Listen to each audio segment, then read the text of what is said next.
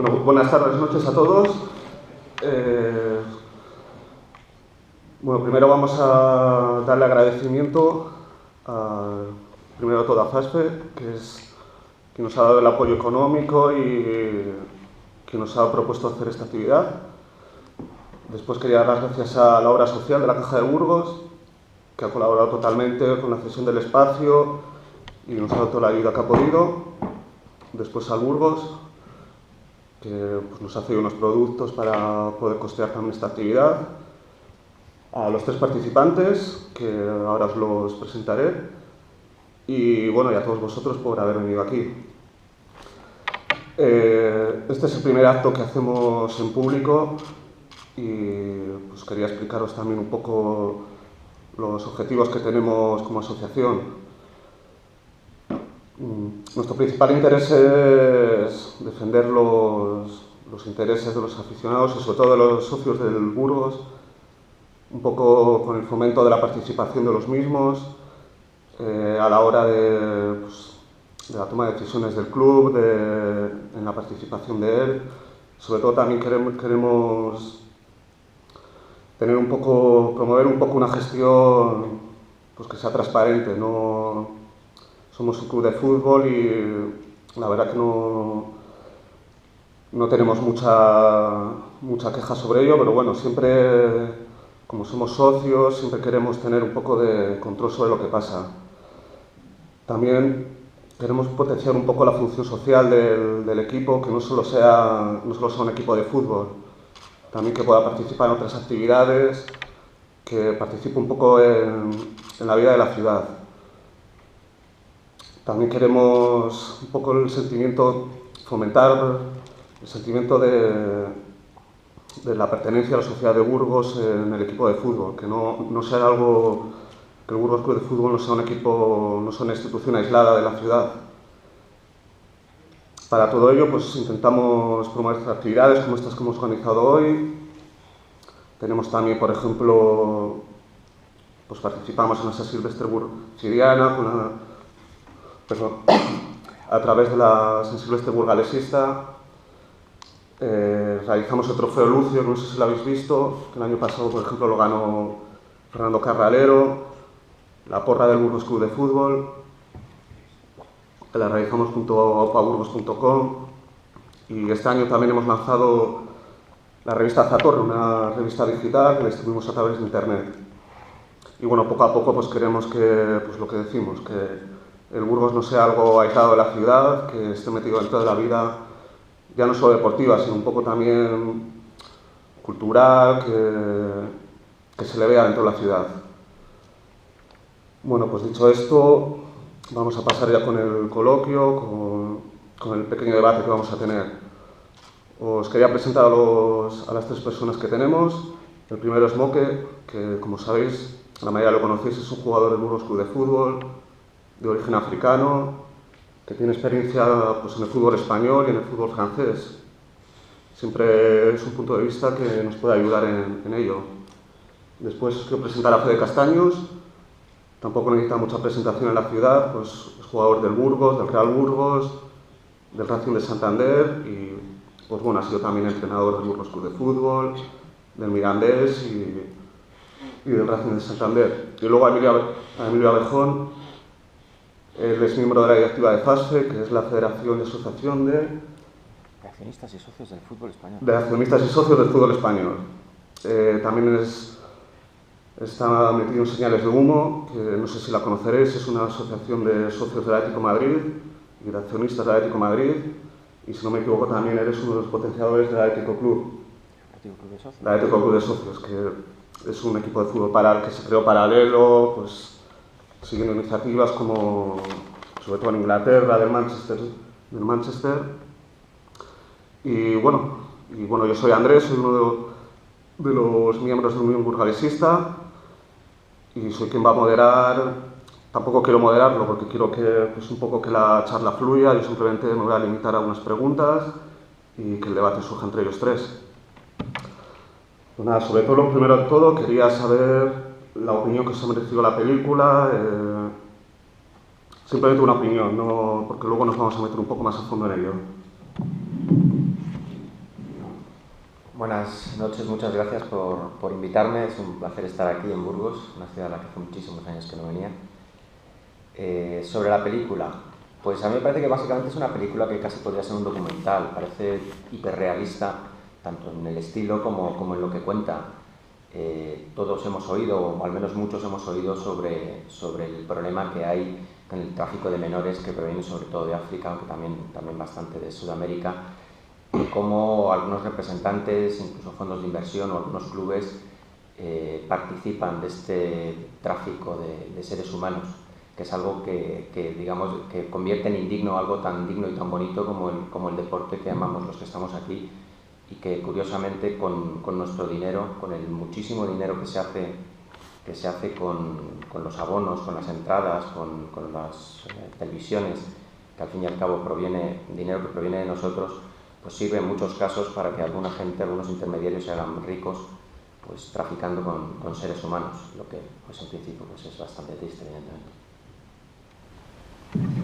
Bueno, yo creo que esta película habría que analizarla desde tres puntos de vista, ¿no? Primero, desde el punto de vista como una crítica de cine, que yo ahí no entiendo ni puedo dar mi opinión porque no soy un cinéfilo importante. Entonces, lo que sí que se puede ver, he estado mirando un poquito en los foros y entre las opiniones de las películas, de esta película que se da, pues todas sale una palabra que es, aparte de la gente que le pueda gustar o no la película, te va a poner real, honesta, triste, deshonesta, situación real pero vergonzosa, porque es la verdad, es una película que es un poco como un documental, que es la realidad de la vida, es lo que está pasando ahora mismo a nivel de fútbol, incluso a nivel de otros aspectos, ¿no?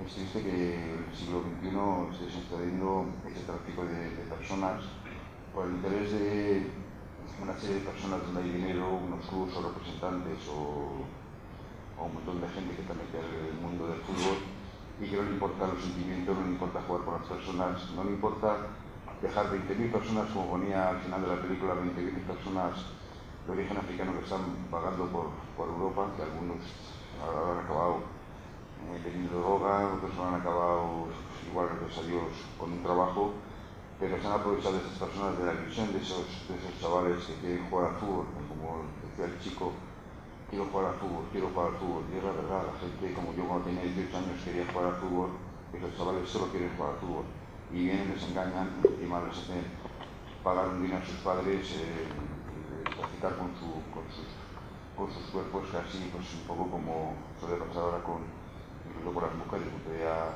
acercar ahí, ¿no? Entonces, bueno, a mí me parece una situación que existe, que es verdad y que es denunciable y habría que pensar todos un poco.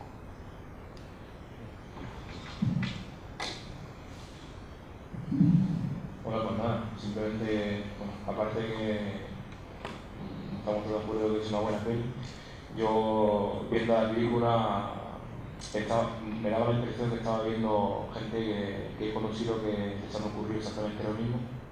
Me daba la impresión que estaba viendo su vida, ¿no? Porque es verdad que la gente que se aprovecha de esas personas, de sus chicos, que con su visión, con las ganas que tienen, la visión que tiene la familia de que su hijo pueda triunfar un día, porque al fin y al cabo cuando le van a buscar en su país, sus padres, ya el hecho de que se vaya de ahí, ya lo ven triunfando. Y es verdad que cuando una vez que llega aquí en Europa, pues se encuentra con otra realidad, y la verdad es que es bueno que haya este tipo de películas para que se vea también el lado oscuro, ¿no?, del fútbol, que se sepa también que hay otra parte en la que hay gente que sufre bastante, que lo pasa bastante mal y que se puede encontrar una solución, ¿no? Porque al final se juega con la vida de mucha gente, con la ilusión de familia entera, y la verdad que bueno, yo simplemente viendo la peli, la verdad que es muy triste, ¿no? Es muy triste ver que los chavales vienen con una tremenda y que al final pues les dejen tirados sin ni siquiera querer saber lo que va a hacer el chaval, si va a sobrevivir, si va se le da igual totalmente, ¿no? Pero bueno, pues, simplemente que esperemos que haya cada vez menos cosas como esta en el fútbol. Vale, ahora vamos a hacer unas preguntillas. estaba dirigida sobre todo a Fede y a Moque, que son los que más conocen un poco el mundo del fútbol desde dentro. Yo os quería preguntar si conocéis algún caso real, algún caso que no igual que sea igual que relata la película, pero bueno, que se pueda asemejar algo a ello. Sí, yo lo he dicho, yo he jugado con gente que les ha pasado lo mismo. En Francia, me acuerdo yo, había un chaval que venía de Senegal, que se llama Diego, que por fortuna tuvo suerte y hoy sigue jugando, pero le hicieron venir, le vendieron unos sueños, ¿no? Como se dice en Francia, le dijeron que iba a jugar en el Paris Saint-Germain, le vendieron de todo. Tuvo que poner dinero en su bolsillo, creo que eran 1.500 euros, que no fue el pueblo como en la película, pero sí que todas las familias tuvieron que reunir para poner este dinero. Se vino aquí y al venir a Europa pues le mandaron en un equipo de, no sé si era sexta división o quinta. Entonces claro, firmó por el equipo porque el chaval la verdad que era buen jugador, pero claro, cuando ya tiene que saber lo que va, si puede violar a su familia se da cuenta que no, porque no va, lo primero no, ni siquiera va a cobrar. Y le meten en una pensión de esta de acogida para gente que está sin papeles y demás. Y el chaval lo que pasa es que tuvo suerte y como hay muchos senegaleses en Francia y en París, precisamente pues, a través de hablar con varias gente se encontró con familiares suyos que le pudieron ayudar, porque el chaval no tenía nada. Saben las leyes, yo creo que son tanto los equipos y la federación que tienen que poner de su parte para que no ocurran esas cosas, ¿no? Porque hay muchos clubes que colaboran a que ocurran estas cosas. Luego ya que se pueda poner leyes sobre alguna cosa, digamos, no sé, siempre hay forma de hacer trampas, pero que sea lo menos posible. Pero sí está claro que si la federación y los clubes no pueden de su parte, es muy difícil para ellos. Hemos tocado sobre todo un tema que afecta mucho al fútbol, tanto español como europeo como mundial, es el tema de los representantes. Lo que hablabas, el porcentaje, los derechos federativos, que siempre los representantes siempre intentan ganar el máximo dinero posible. No sé si tenéis alguna experiencia, alguna opinión sobre lo que hablábamos, un poco atajar el movimiento, atajar la tajada, nunca mejor dicho, que ellos pueden sacar sobre ello, sobre los traspasos que hacen los equipos, los porcentajes de sueldo muchas veces, incluso los porcentajes de traspasos que también cobran ellos. La película es real, o sea, la película me gustó porque es como lo que pasa.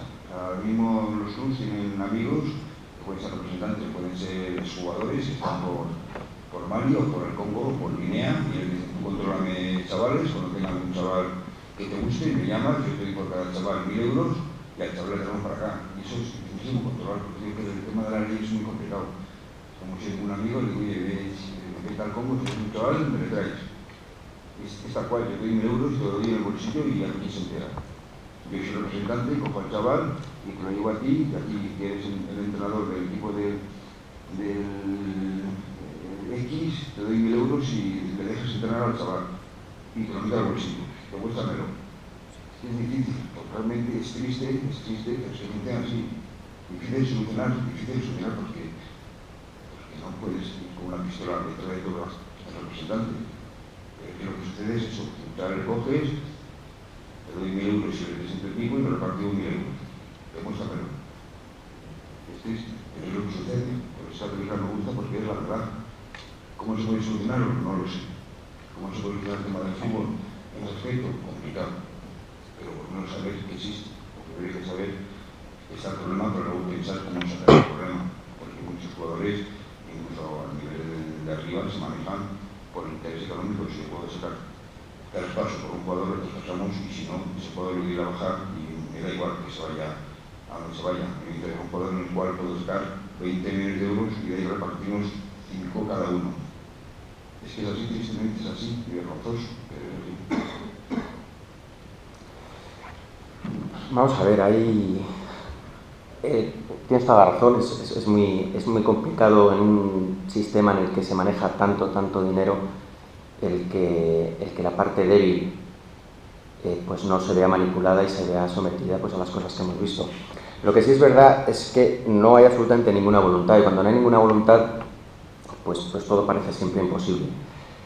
¿Qué se podría hacer? A mí me parece que lo de los representantes, que son por otro lado una profesión que uno puede entender perfectamente legítima. En teoría el representante lo que hace es asesorar al jugador sobre los contratos, buscarle posibilidades profesionales, negociar los contratos para que la parte del jugador salga lo mayor beneficiada posible. Y cuando se hace eso, en principio, pues es que es perfecto, ¿no? De hecho, es una forma de tener un empleado, alguien que te ayuda en las cuestiones que ni conoces ni tienes por qué conocer, y tú te centras en jugar al fútbol. El problema es cuando, por ejemplo, representantes ostentan derechos económicos sobre futbolistas, cuando engañan a futbolistas, como es el caso de la película, evidentemente. Yo sería mucho más duro con los representantes. Por ejemplo, no solo daría la obligación de que los representantes estuvieran registrados, estuvieran sometidos a un código deontológico claro, sino que además los contratos que tuvieran con los futbolistas estuvieran en un registro, que este registro además fuera público, excepto, público en la parte en la que se puede conocer de quién es el representante, quién es el representado, y que nada fuera de ese circuito pudiera haber pagos legales. Evidentemente los pagos se pueden dar en negro, pero ahí ya estás frente a responsabilidades.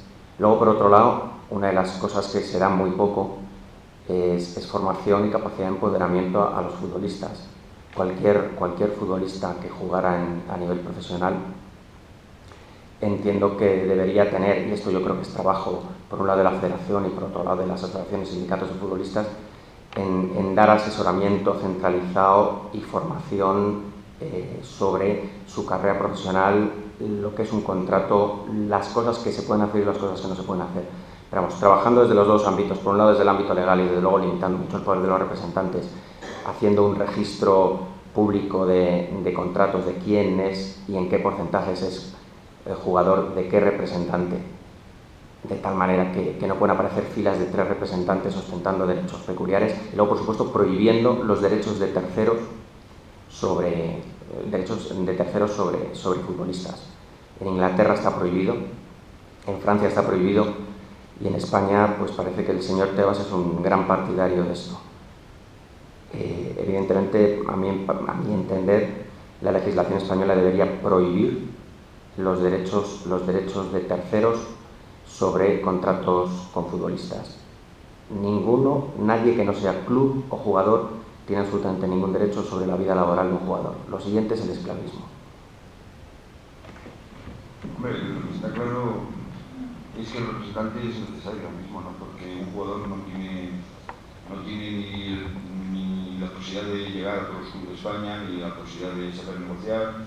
Y ahora mismo soy jugador, me quedo en el paro y quiero firmar por algún equipo, y que no voy a llamar a todos los clubes porque no tengo ni teléfonos, ni conocimiento, ni gente en el cual pueda llegar y acceder a ese equipo, ¿no? Entonces el representante, pues bueno, es un trabajo importante, ¿no? En ese aspecto digamos, es necesario, ¿no? El problema es cuando pasa al nivel de esclavismo, como acaba de decir mi compañero, ¿no? Y ahora mismo en primera, por ejemplo, los jugadores, uno en concreto que está en español, que está cobrando el 50%, el 50% está cobrando el representante que tiene 5 representantes a la vez. Es un representante que representa a otro que está en otro sitio en el país y acaba ese dinero en Uruguay, pasando por 3 o 4 representantes. Entonces, eso sí que es esclavismo o es aprovechamiento del jugador, ¿no?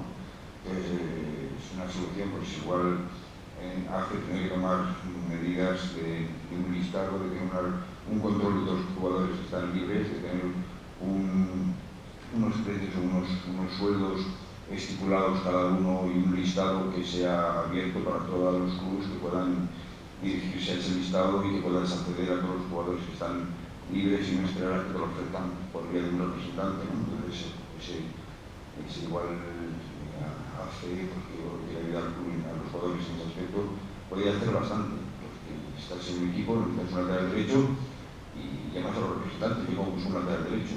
Llamo a los representantes que conozco, buscamos un lateral derecho. Entonces ya empieza a menearse la carpeta de una forma beneficiosa para el representante, que tiene el conocimiento del jugador, lo tiene él. Si hay un sitio en el cual yo puedo acceder y buscar yo directamente el lateral derecho, pues ya voy directamente hacia el jugador o hacia el representante, pero ya voy con un conocimiento de todo lo que hay y él no hace un trabajo más que darme un papel para firmarlo, porque el jugador no tiene por qué saber de leyes, ¿no?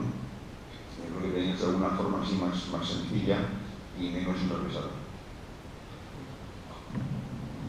A ver, lo que es el tema del representante, yo creo que es que, como lo has estado diciendo, si no se sabe realmente, por ejemplo, el jugador,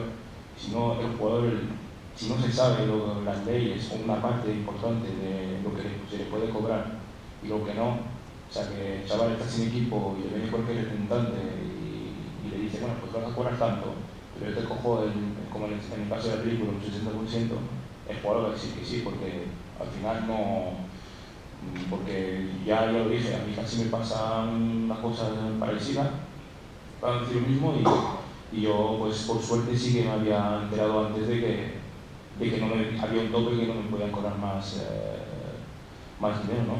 Pero lo que pasa, por ejemplo, lo que acaban de decir de buscar un jugador, yo cuando vine aquí me dijeron que tenía que decir que era lateral izquierdo. Entonces el entrenador, ¿cómo se entera de que si no es un jugador desconocido, como en mi caso, cómo sabe realmente que el chaval no es delantero de verdad? Lo que pasa es que yo me quería ir de Francia y dije que sí, para buscar un equipo, para irme de ahí, pero sí. Y una vez llegado aquí en España, me ve el entrenador y dice, a ver, el chaval tiene condiciones, pero el diestro, y yo quiero un zurdo a la izquierda, entonces, ¿qué hacemos con eso? Y yo tenía el billete de vuelta para un mes después. Entonces, que me vean en la calle y... Bueno, yo tengo suerte que me puedo ir a mi casa, que vivo al lado, pero me vean en la calle y yo tuve que hablar con el representante, me tuve que poner, pues, tuve que decir la cosa y tuve suerte, la verdad, cosas como son. Si no hubiera acabado en mi casa, sin equipo seguramente y tal, pero es que si el jugador no está informado y no tiene ayuda por ningún lado, es que es muy difícil que no se puedan aprovechar de él. Yo últimamente pues lees un periódico, lees la radio, ves la televisión y ves que el fútbol mueve cifras, no voy a decir astronómicas, pero muchas veces son exageradas. Derechos de televisión, fichajes, pero muchas veces también piensas que en el fondo, ahora mismo en el fútbol español son 4 o 5 equipos los que pueden manejar esas cifras. El resto de equipos les deudas, impagos, riesgos de desapariciones y muchas veces esos equipos, ¿no crees que intentan buscar una solución, digamos, entre comillas, barata?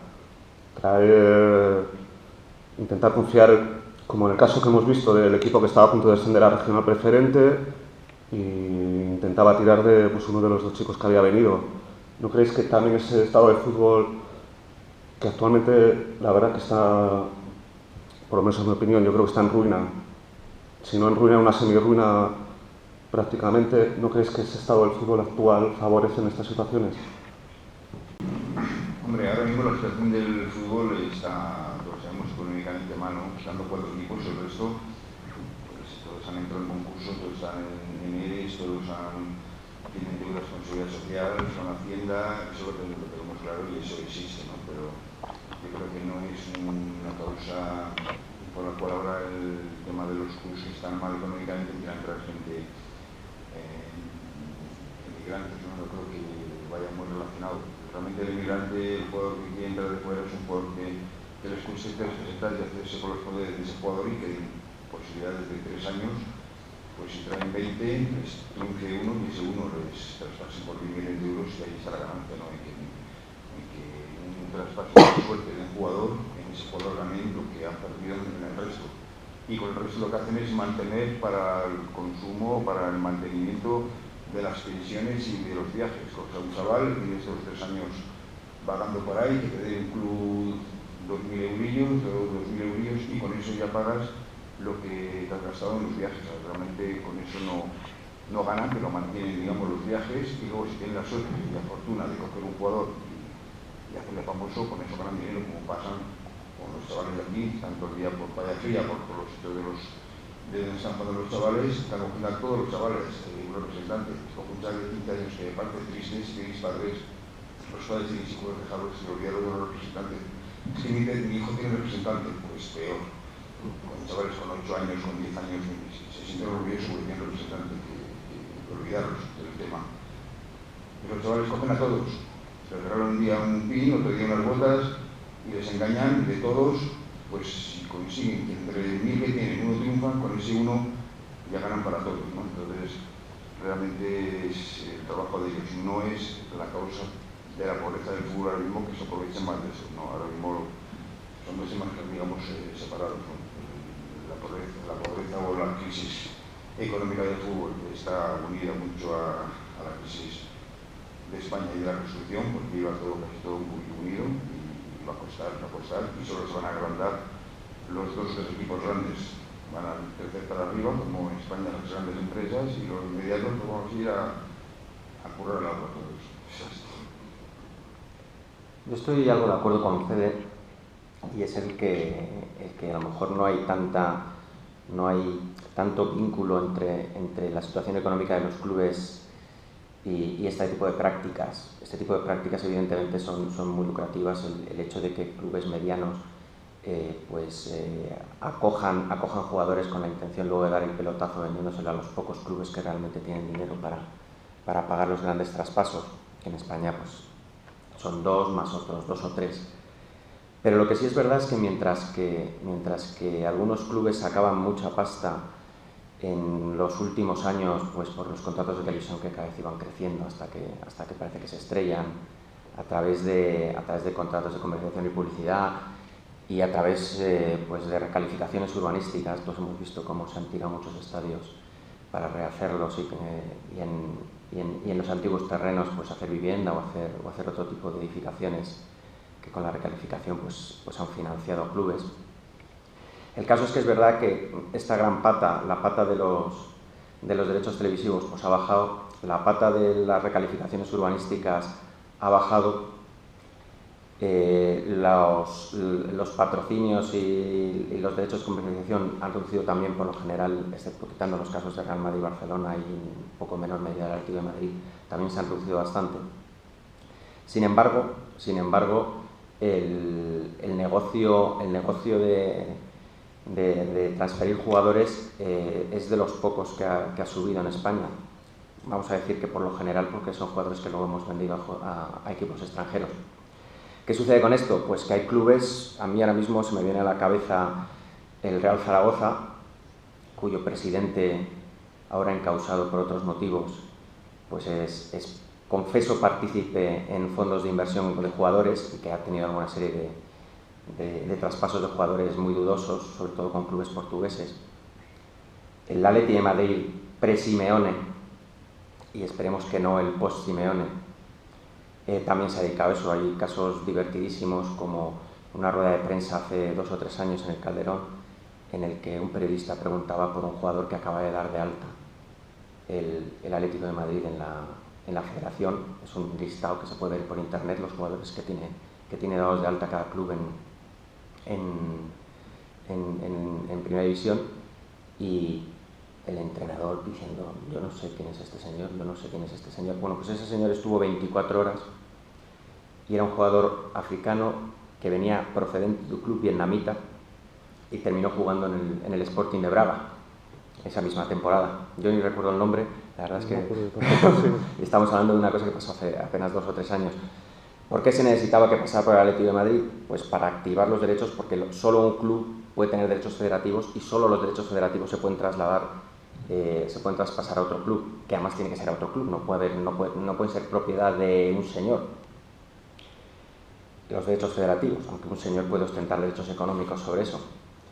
Entonces, este tipo de cosas las vemos. Los casos del traspaso de Roberto, que pues entre Zaragoza, Lisboa, Madrid, Grecia, ha ido pasando de un lado a otro, dejando millones por cantidades que evidentemente nunca se desembolsan.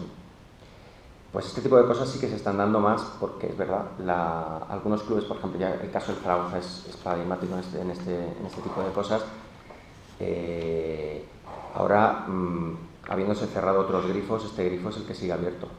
Entonces, pues hasta cierto punto si hay una influencia de la crisis en el hecho de que algunos clubes pues busquen más la pasta aquí ahora que se les ha secado otras fuentes. Bueno, os quería hacer una pregunta a los tres. Sobre todo quiero que se trate, los tres sois aficionados a equipos de fútbol, al que sea, y Moque es jugador, Fede es entrenador, Emilio pertenece a una asociación de socios y en cierta parte también es directivo de un pequeño club. Nosotros tenemos la suerte de que el Burgos sigue siendo un club, los socios podemos seguir teniendo un poder de decisión sobre él. Os quería preguntar si siempre vemos cuando un típico magnate o el típico jefe del petróleo compra un pequeño equipo, lo hemos visto muchas veces, el Málaga, el Chelsea, Manchester City. Siempre el aficionado cree que esa persona va a invertir 160 millones de euros cada año, que va a fichar a 4 estrellas mundiales y vas a ganar una liga. La verdad es que también hemos visto otros casos, el Racing de Santander, con el señor Peterman, incluso el propio Málaga, que al final parece que se ha quedado en nada. ¿Vosotros preferís tener, muchas veces se dice, prefiero tener un equipo en segunda B, decidir sobre él, a tener un equipo en primera división y jugar en primera división? ¿Vosotros qué opináis sobre este tema? Pues el año pasado tuve un indio que llamaba Lee y vino a solucionar problemas y lo que hizo es solucionar más problemas, ¿no? No pagar un seguro.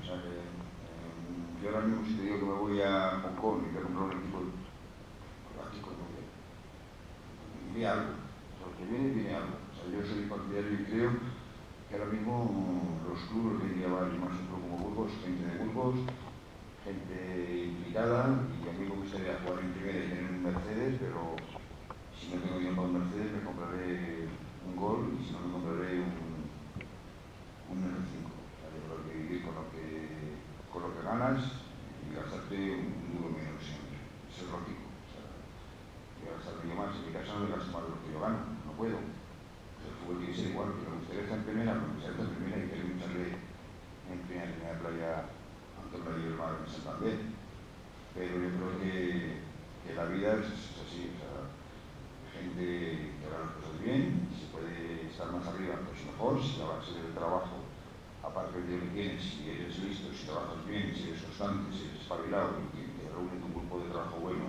consigues estar un peldaño más arriba de lo que estás, pues bienvenido sea, pero no quieres estar arriba. Ahora mismo vivo en un banco y me compro para los jugadores, está de puta madre, eso es así. Estar a eso, a estar más arriba de lo que podemos, pero ya no el fútbol, es una vida normal. También un poco quería hablar, conocemos el caso del Mirandés, un equipo bastante saneado económicamente hablando, asciende a segunda y consigue, bueno, lo hemos vivido aquí en Burgos también, es que no me hace falta irme a Miranda, equipos más o menos saneados, consiguen un ascenso deportivo y te plantas en segunda división, consigues mantenerte deportivamente y te encuentras en junio que tu equipo se tiene que convertir en una sociedad anónima deportiva. Miranda han conseguido completar esa sociedad anónima con más problemas de los que creían. En Burgos, pues todos sabemos que no se consiguió. Ahora Eibar, que de hecho es el equipo, está con opciones de ascender a primera división. Vemos que se tiene que completar una ampliación de capital, que si no completa esa ampliación de capital, se ve abocado a segunda división B.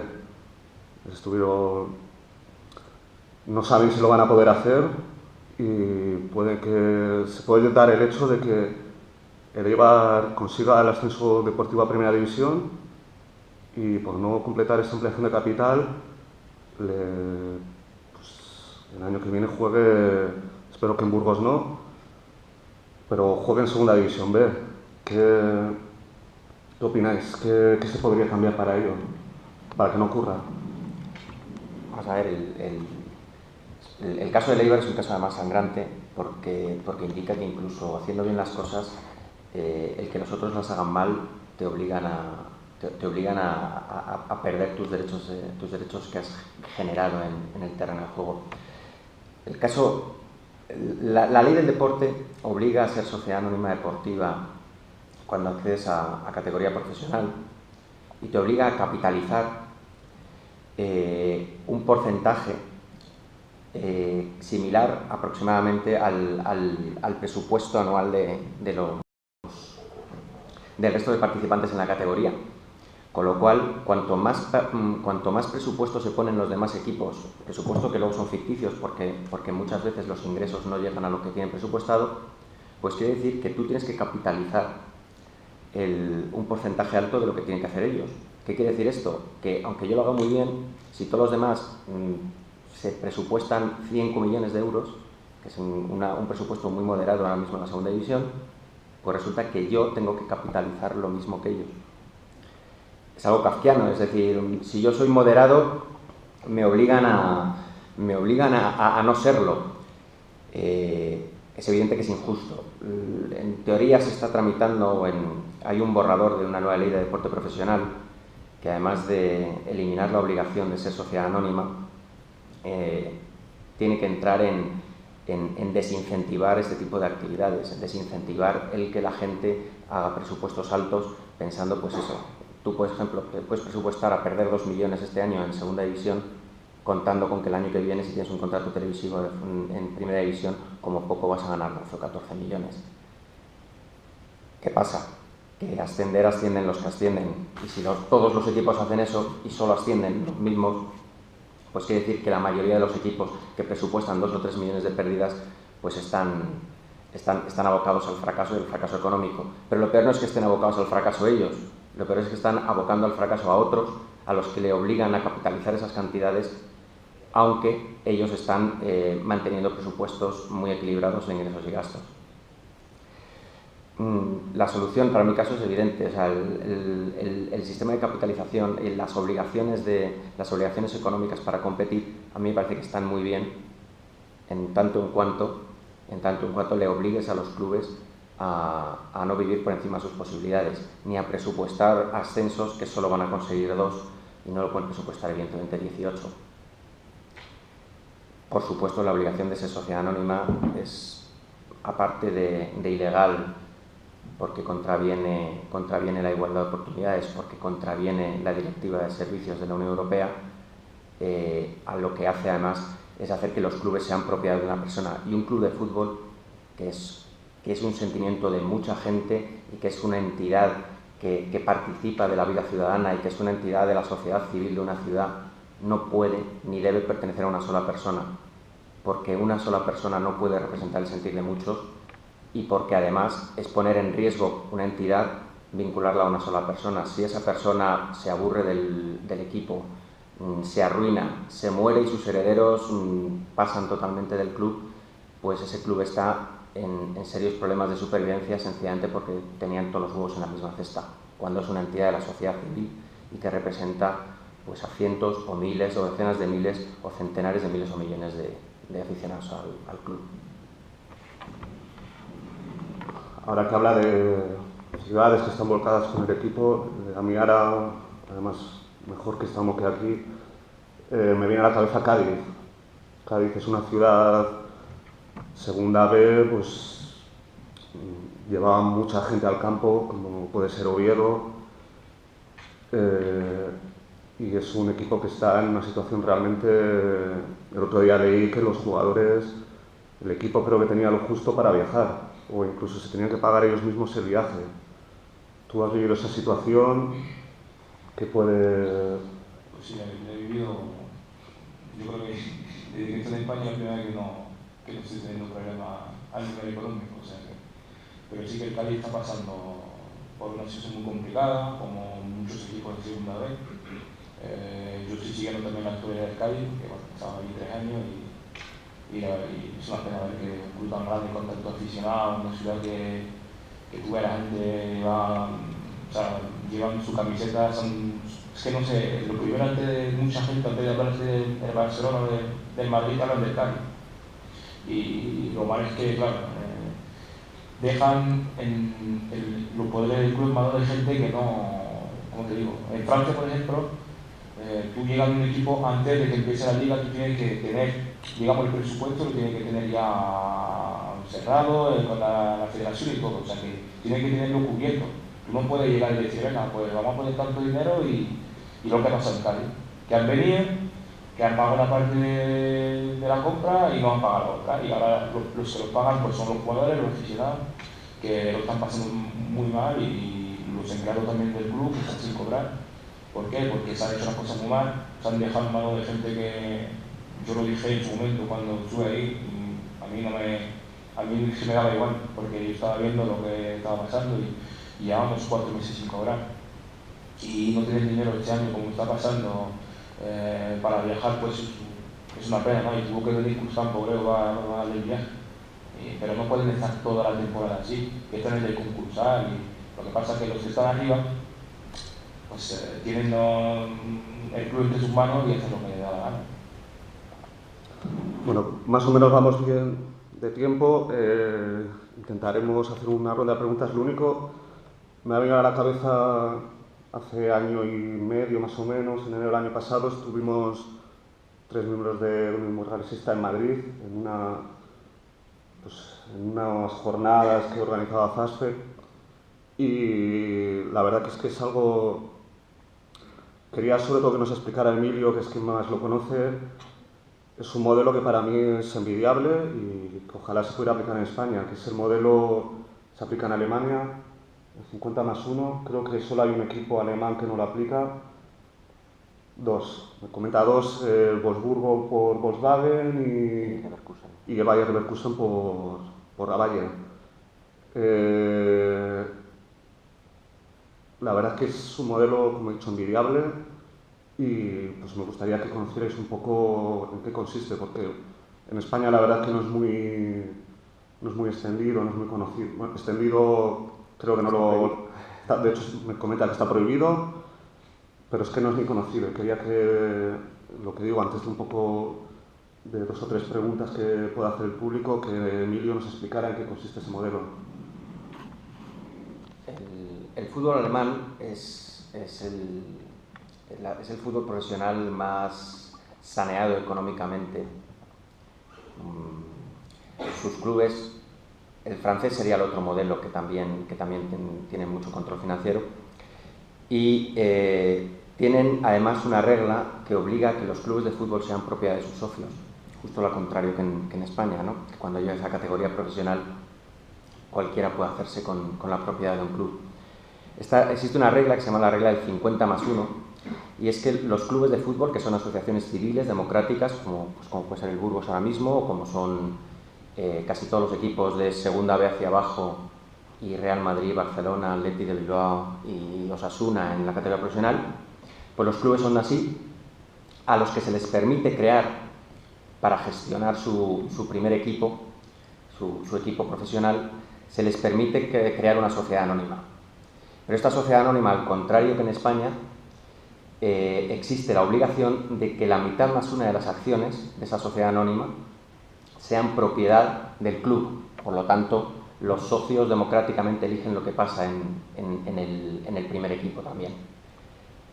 De hecho, muy pocos equipos tienen acciones que o bien coticen en bolsa o bien que haya paquetes accionariales aparte de los clubes de fútbol. El caso más claro, y el que la gente conoce a lo mejor más, es el del Bayern de Múnich, que tienen aproximadamente el 49,99% que podrían tener accionistas externos.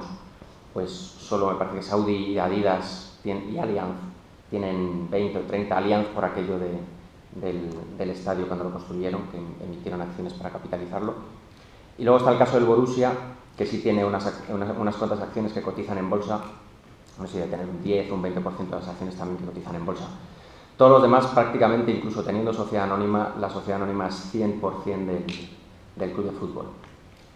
Es curioso porque en España, cuando nos vendieron la moto de las sociedades anónimas, allá por principios de los años 90, se nos decía que era para que el desastre económico, que en aquel momento era el fútbol español y que ahora es multiplicado por 30, pues que al convertir, que en vez de los clubes ser de socios y los socios votar y tal, que eso era malo porque los socios solo queríamos pues mejores futbolistas, que la gente se gastara dinero, que los pobres dirigentes se gastaban mucho dinero que no tenían sencillamente pues, por satisfacer a los socios que tenían que votarles luego en elecciones, pues cambiar al socio que vota, cambiarlo por un accionista. Se dice, bueno, un inversor protege su inversión y por lo tanto los clubes pues serán entidades saneadas porque nadie invierte dinero para perderlo. Evidentemente hubo un error de diseño ahí, ya que 20 años después los clubes tienen 30 y tantas veces más deuda. Incluso si quitamos la inflación de en medio, la deuda se va entre un 12 o 14 veces más. ¿Qué quiere decir? ¿Que los inversores no han protegido su inversión? Pues quiere decir dos otras cosas. Primero, que el fútbol está muy bien para blanquear dinero, pero esta la voy a obviar. Segundo, que el club tiene una importancia y una relevancia social tan grande, el fútbol, ser presidente del club de tu ciudad te da un poder social tan grande que tú puedes ser todo lo irresponsable que quieras en la gestión. Cuando ganas dinero te lo quedas, cuando pierdes dinero y cuando el club está en una situación insalvable, pues lo que sabemos, lo que hacen todos, se vas al ayuntamiento, vas a la comunidad autónoma, dices aquello de vas a permitir que se hunda el club, vas a no sé qué, el club de tu ciudad, no vas a ganar unas elecciones nunca. Y al final el alcalde, el presidente de la comunidad autónoma, te recalifica unos terrenos, te compra tu ciudad deportiva y te la realquila a coste cero, te compra las marcas. Todas estas cosas han pasado en casi todas las ciudades en las que hemos visto clubes a punto de colapsar. Hasta hace poco que los ayuntamientos y las comunidades autónomas, por su propia situación financiera, se han visto incapacitados para hacerlo.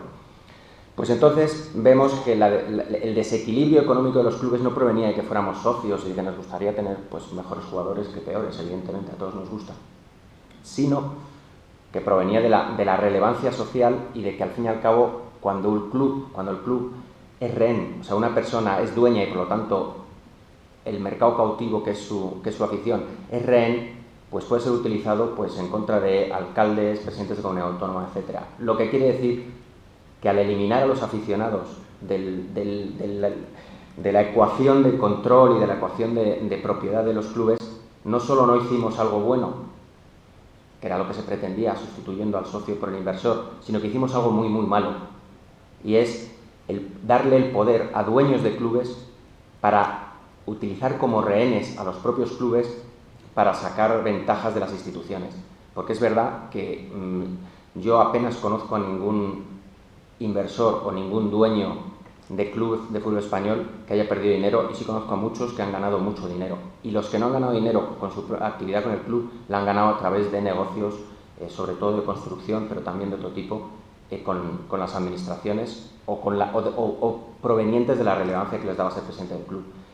En esto, y volviendo entonces al caso alemán, vemos cómo en Alemania, en vez de darle el fútbol a personas o inversores, se lo obligaron a que siguiera siendo propiedad de sus aficionados, y el fútbol alemán es un fútbol equilibrado, bien gestionado y que da beneficios. El fútbol español, pensando que lo malo eran los socios, el aficionado dueño, se le dio a una serie de gente, y el fútbol español es probablemente el peor desastre económico de todo el fútbol profesional europeo. Por lo tanto, cuando nos venden milongas de que ser sociedad anónima es fantástico, que es maravilloso, no solo no lo es, sino que es mucho peor que tener clubes controlados por los socios, que al fin y al cabo somos los únicos interesados en que nuestro club sobreviva. Un inversor incluso puede venir sencillamente pues, para poder vender un estadio o hacer algo así. Los aficionados, al fin y al cabo, queremos que el club de fútbol que heredamos de nuestros padres y nuestros abuelos, pues lo podamos dar en herencia a nuestros hijos y nuestros nietos. Y nada nos gusta más pues que recordar cómo ibas con tu padre o con tu abuelo al fútbol cuando vas con tu hijo. Por lo tanto, somos los más interesados en que los clubes sobrevivan, los más interesados en que siga habiendo fútbol y que nuestro club siga existiendo, y por lo tanto, eso, unido con una afición informada y que sepa de qué tipo de presupuesto se puede mantener y qué tipo de jugadores podemos tener para no vivir por encima de nuestras posibilidades, puede ser un factor de equilibrio y no de desequilibrio como se pensaba hace 20 años, y por pensar eso pues nos hemos visto metidos en la que nos estamos ahora mismo.